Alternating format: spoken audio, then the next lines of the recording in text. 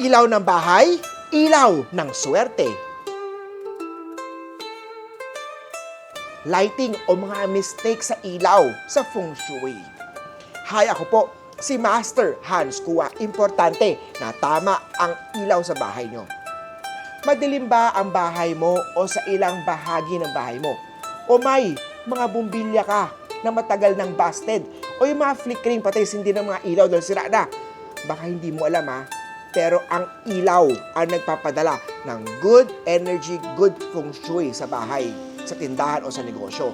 Importante na tama ang ilaw. Sa feng shui, ang liwanag o ang ilaw ay sumisimbolo ng buhay, chi or energy, yung daloy ng good luck o yung daloy o papasok na swerte.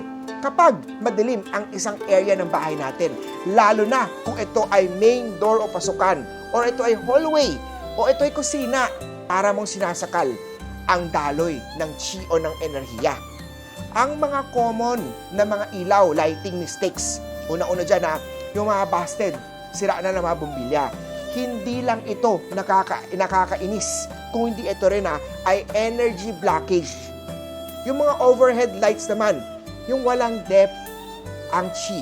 Kaya dapat may side lighting tulad ng mga floor or mga table lamps. Yung mga main or yung mga entryway mo naman na madilim na entryway, pinipigil ang pagpasok ng opportunities niyan. Tandaan na mas maliwanag ang space, mas open ito sa prosperity. Ngayong gabi gawin natin ang light check challenge. Suriin, i-check ang bahay mo. Palitan ang mga busted na, mga sirang ilaw na.